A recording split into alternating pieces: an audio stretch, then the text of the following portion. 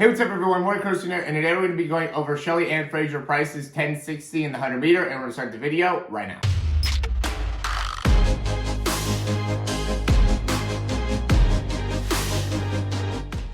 Alright, so what I thought I would do, just because I've seen a lot of people talk about how if Shelly-Ann Fraser-Pryce would have got that same type of start as she did, just a couple days ago, or I think it was actually yesterday, that she would be the Olympic champion. And so I just really thought I would go ahead and compare her race at the Olympics in comparison to her race yesterday. So we'll go ahead and get right into the video here. So, big thing is when you watch her start, and I've synced these up so they should be right on time for each of them here. So you can see she does look like she gets down that front foot a little bit sooner yesterday in comparison to at the Olympics. And we could see Elaine Thompson, like it almost looks like, if anything, Elaine Thompson might be a little bit quicker here on the left as well in comparison to, at the Olympics. But you can see Shelly-Ann Fraser-Pryce is definitely, that was like the big thing that really stood out with her, 10.60, is she really got out of the blocks very, very effectively.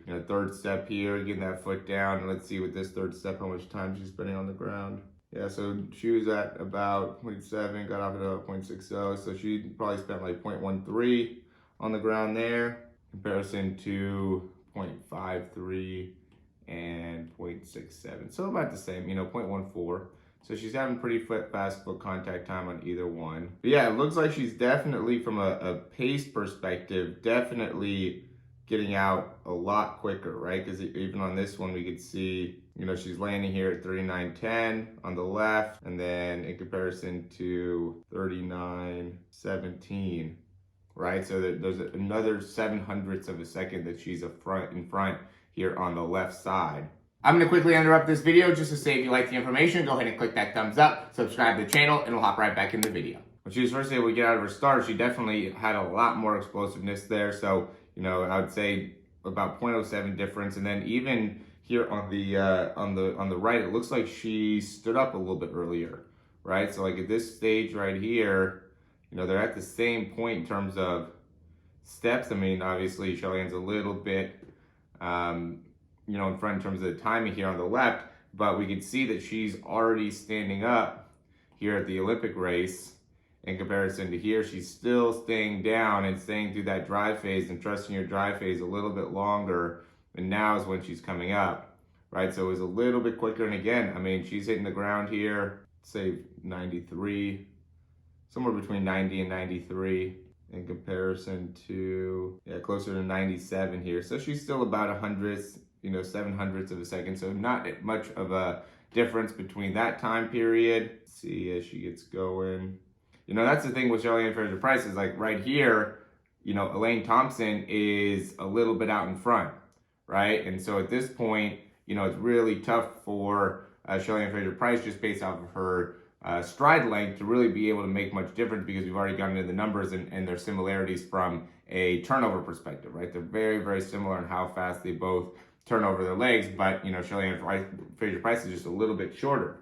And so, that obviously makes a difference, in terms of, if you take two people that are very similar in terms of force production and turnover time, and, the ability to really pick up the most amount of distance that they can per step, right? The overall efficiency, which I think Elaine Thompson is in terms of, right now there's nobody, these two are really the best in terms of, overall efficiency from a stride perspective, but their timing is so similar. So, Shelly-Ann Fraser-Pryce really has to get out well from a starting position in order to really be able to, get her in the opportunity to be able to run a great race. And it almost looks like she's starting to catch up to herself a little bit here in the on the right one, right? They're not as far apart now, which makes sense. She did come out and she said that she's going to take the next race off in the Diamond League because she's really feeling fatigued. But it is interesting to see how quickly she was able to get out. Before, now you can see even here,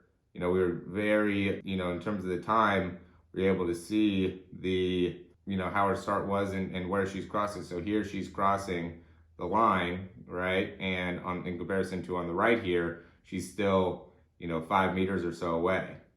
Okay, so that ends up being a big difference. So we could see, you know, the difference between when she crosses the line, you know, probably about 8.5-ish in comparison to here, you know, where it's closer to 07. So yeah, easily shaved at least a tenth off of, you know, her overall time. So, you know, definitely made a big improvement on the left. And I think a lot of that, as many of us know, came from the start. And, you know, she didn't do a bad job necessarily of being able to maintain that top speed. I think at the beginning, she just really exploded out and was not only fast with her feet, but I think also was able to pick up a lot more distance. And then she just stayed with her drive phase a lot better. And the combination of both those two things, you know, again, even though she didn't necessarily stay with the same, even though she didn't necessarily change a lot with her top speed, you could really make a big difference even by just improving within your start and through your drive phase and really sticking with your drive phase. I always talk about that with people. I think that's a big thing that impacts your ability to get to your top end speed is your ability to maintain your drive phase and make sure you're able to get through your drive phase effectively.